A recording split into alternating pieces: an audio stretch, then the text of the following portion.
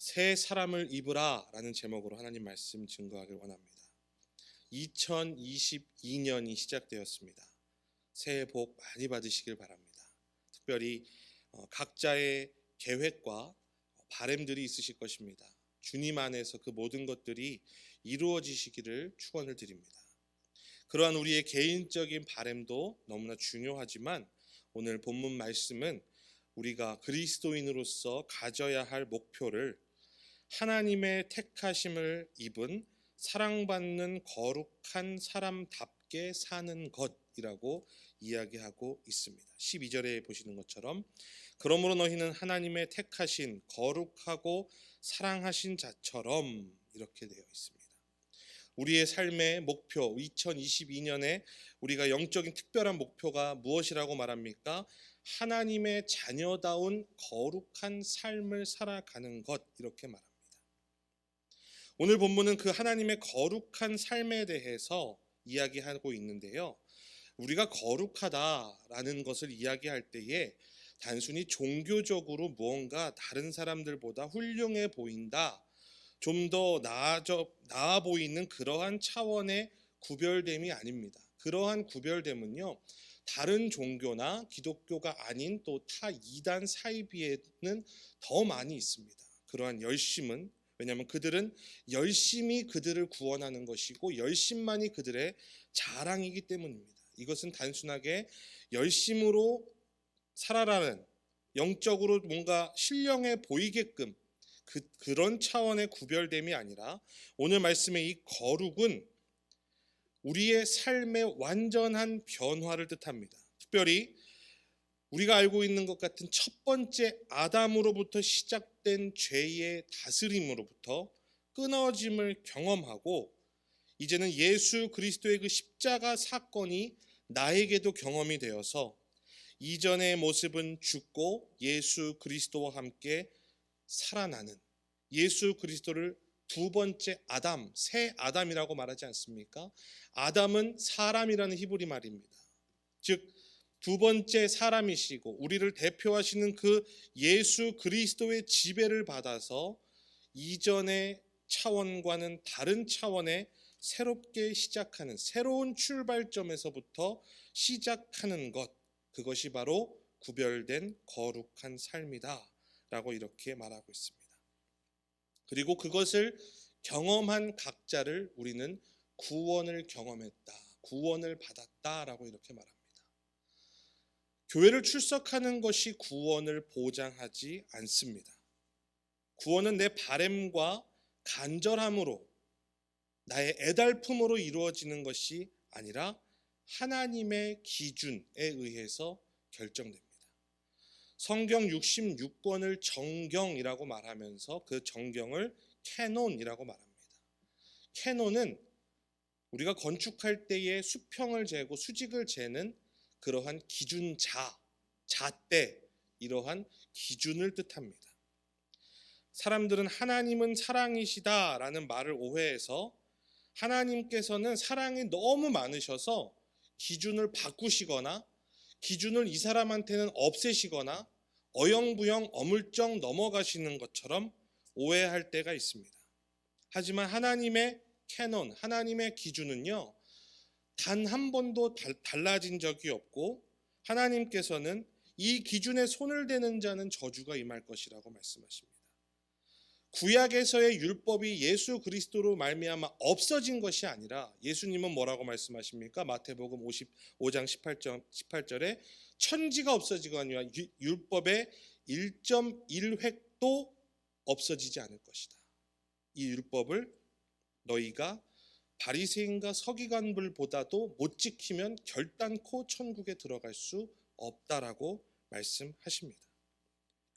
오늘 본문에서 말하는 이 거룩한 사람의 거룩은 holy, 구별됨을 뜻하고 이 구별의 기준은 바울이 새로 만들어낸 것이 아닙니다. 바로 레위기에 나와 있는 하나님께서 주신 그 율법과 동일한 정신을 가지고 있습니다. 하나님은 율법을 폐하신 적이 한 번도 없습니다. 다시 말해서 하나님의 백성다운 모습은 구약과 신약과 변함없이 동일합니다. 우리는 그 하나님의 기준에 집중해야 될 줄로 믿습니다. 아까 말씀드린 것처럼 하나님의 기준은 내가 바란다고 해서 바꿀 수 있는 것이 아니고, 천국은 내가 원한다고 해서 가는 곳이 아니라 천국은 반드시 있고 지옥도 반드시 있는데요, 하나님의 기준에 따른 그 천국과 지옥이 결정이 됩니다. 우리가 살고 있는 곳은 서부 매스라고 합니다. 그리고 생활권은 매사추세츠와 커네티컷에 걸쳐 있죠. 제가 살고 있는 곳은 커네티컷하고 아주 가까운데요, 제가 살고 있는 곳에서 걸어서도 커네티컷을 가게 되는데, 그곳에 있는 가게나 마트들은 세율이 다릅니다. 그리고 주에 해당하는 법도 다릅니다.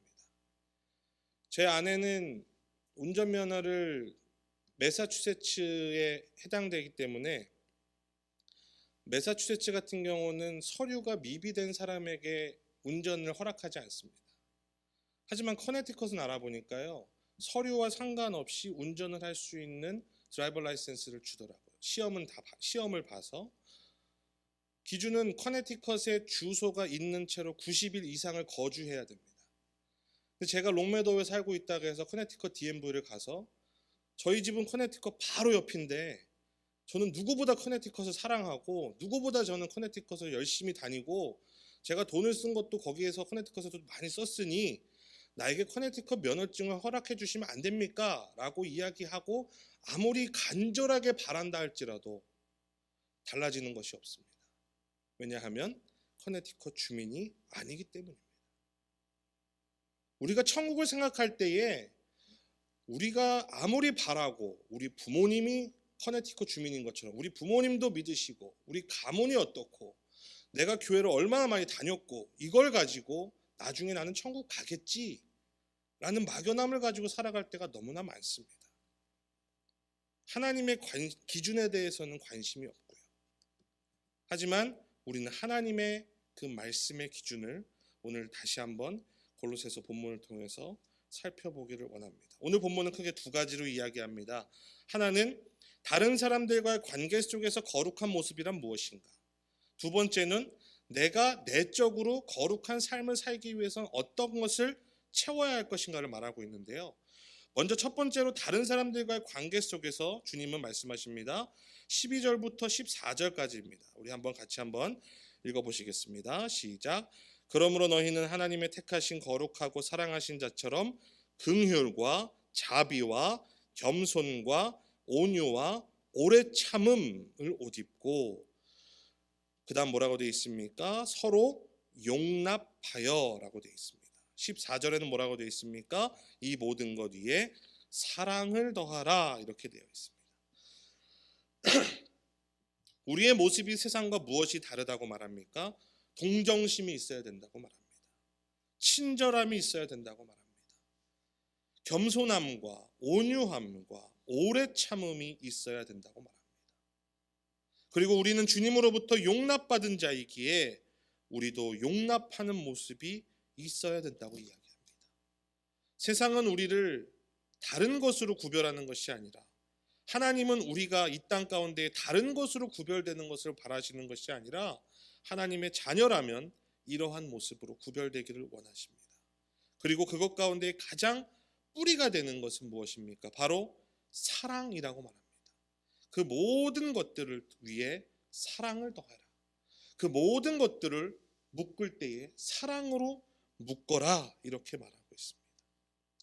이와 같이 예수 그리스도의 새 사람의 옷을 입은 자로서 우리가 바라고 목표하고 노력해야 될 것은 하나님의 자녀다운 모습, 특별히 동정하는 모습, 친절한 모습, 겸손한 모습, 온유한 모습과 용납의 모습과 사랑의 모습으로 말미암아 마침내 예수 그리스도를 닮아가는 주님의 백성 되시기를 예수님의 이름으로 축원을 드립니다.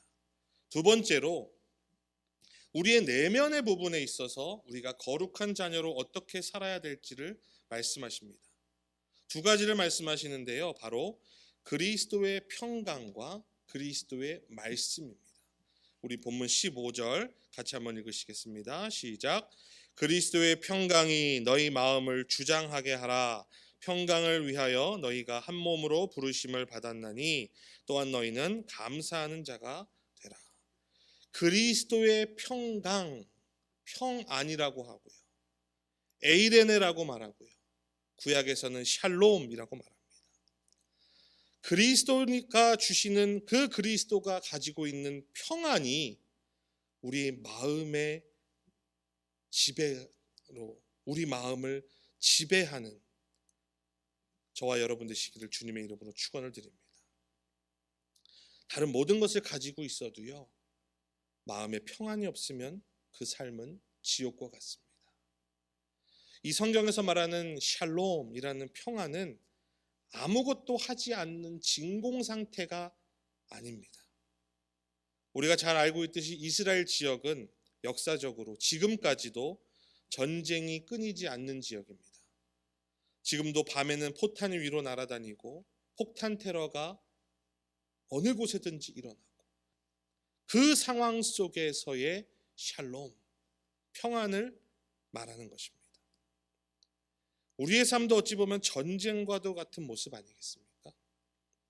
내가 살려면 누군가는 죽어야 되고, 누군가는 내가 망하기를 바라고 있고, 나는 그마저도 이겨내야 되는 그런 상황 속에서 그 가운데 우리의 마음이 얼마나 불안하고 심장이 뛰고 있습니까? 실제로 전쟁에 참여한 군인들은 그런 트라우마 때문에 전역한 이후에도 정신적으로 고통을 받고 괴로워하며 살고 있는 경우가 너무나 많습니다. 그 가운데에서의 평안이 바로 하나님이 주시는 평안이라는 것입니다. 너희가 평안하라 말씀하신 그 주님의 그 평안은 그러한 전쟁 같은 곳에서도 주님 주시는 그 평안을 누리고, 이제는 우리의 마음에 이 새해에는 다른 무엇이 아닌 그 평안이 우리의 삶을, 우리의 마음을 지배하게끔 하라라고 오늘 말씀은 이야기하고 있습니다. 그리고 그 평안이 우리의 마음을 지배하기 위한 방법이, 구체적인 방법을 뭐라고 말합니까? 15절의 하반부에 너희는 감사하는 자가 되라 이렇게 말합니다. 우리의 마음을 평안케 할 수 있는 방법, 감사하는 것입니다. 여기까지 인도하신 하나님, 앞으로도 인도하실 하나님, 그 하나님을 곰곰이 생각해 보는 것입니다. 그리고 되돌아보며 감사할 때에 세상이 줄 수 없는 평안이 있습니다. 오늘날 현대인들은 너무나도 많이 이 평안을 간구합니다. 평안하기 위해서 눈물을 흘리며 애원합니다. 하지만 그것을 세상은 줄 수 없습니다. 심지어 교회를 다니는 분들조차도요, 이 평안을 하지 못해서 괴로워하고 있습니다. 교회 안에서 받은 갈등, 괴로움들, 부부 간의, 가정 간의, 자녀와의 관계 속에서, 하지만 이 평안이 우리의 삶을 지배하는 것이 거룩한 삶으로 살아가는 방법이고, 하나님은 그 평안을 약속하신 줄로 믿습니다. 바라기는 2022년에 그 무엇보다도 주님, 내 삶에, 내 마음에 평안함을 허락하여 주십시오. 우리 가정에 평안함을 허락하여 주시옵소서. 그 평안을 이루시는 저와 여러분 되시기를 주님의 이름으로 축원을 드립니다. 마지막으로 그리스도인의 거룩한 모습은 우리의 내면 가운데에 무엇이 있어야 되느냐? 바로 16절입니다. 같이 읽으시겠습니다. 그리스도의 말씀이 너희 속에 풍성히 거하여 모든 지혜로 피차 가르치며 권면하고 시와 찬미와 신령한 노래를 부르며 마음에 감사함으로 하나님을 찬양하고. 우리가 거룩한 하나님의 백성으로 살아가는 방법은 그리스도의 말씀이 우리 안에 풍성히 살아 있어야 한다고 말합니다. 여기서 거하다라는 말은요, 잠깐 왔다 가는 것이 아닙니다.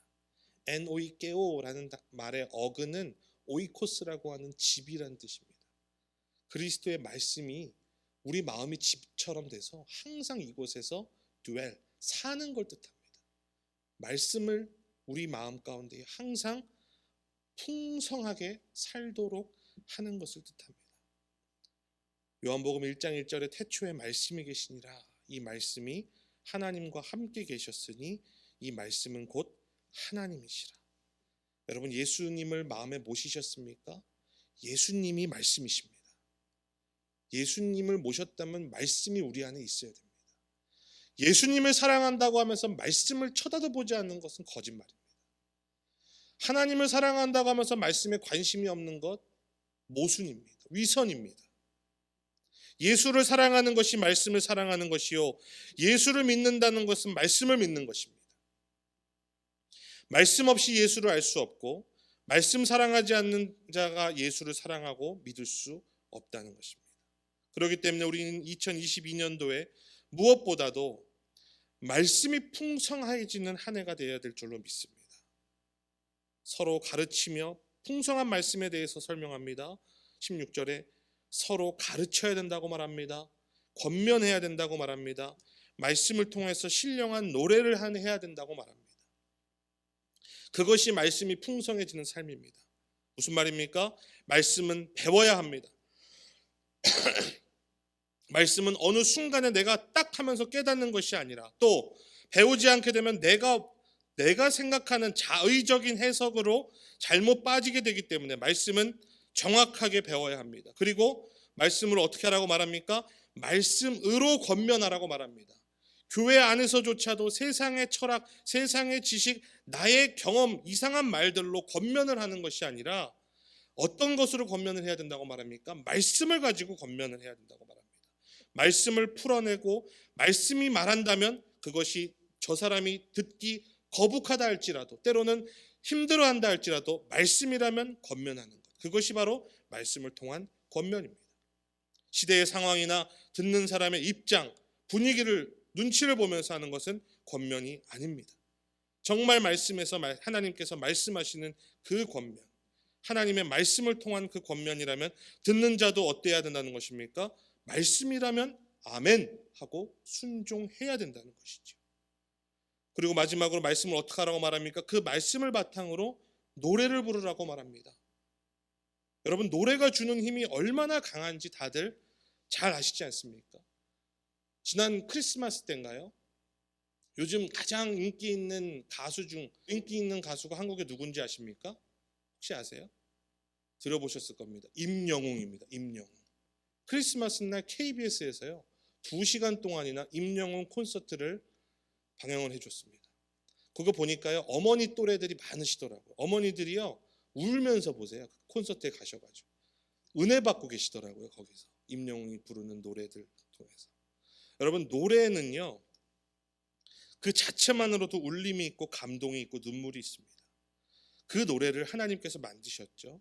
그 노래를 가지고 하나님을 찬양하고 나의 믿음을 고백하는 것, 그것이 얼마나 우리의 영적인 생활에 큰 힘이 되는지 모릅니다. 노래는 이 문장보다도 더 오래도록 우리의 머리와 마음에 기억이 남습니다. 그리고 노래는 기쁠 때만 부르는 것이 아닙니다. 힘들 때에 우리의 삶에 힘이 되어주는, 정말 기도조차 나오지 않는 그 상황 가운데에 찬양 한 소절 통하여서 눈물이 터져 나오는 그 힘이 되어주는 찬양 한 곡이 있다면 우울증도 이기게 될 줄로 믿습니다. 이것이 말씀의 능력이고 말씀이 우리 안에 풍성히 거하는 삶인 것입니다. 말씀의 결론을 맺겠습니다. 2022년도 우리의 여러 가지 목표가 있지만 오늘 본문은 그 가운데에 우리가 하나님의 백성다운 거룩한 모습으로 살아가는 목표를 가져야 할 것을 이야기합니다. 다른 이들과의 관계 속에서는 내가 하나님께 받은 사랑을 기억하고 다른 이들을 사랑해야 되고 다른 이들을 용납해야 되고 한 번 더 참아야 하고 성숙해지는 우리가 되기를 축원합니다. 그 모든 것의 근본은 사랑이라고 말하고 있습니다. 그리고 우리 안에는 무엇으로 채워야 합니까? 그리스도의 평안과 그리스도의 말씀으로 채우기를 소망합니다.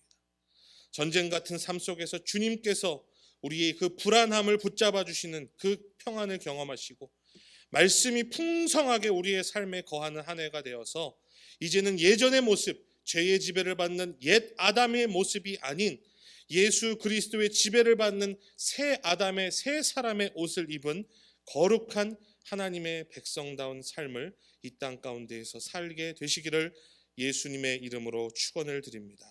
기도하겠습니다.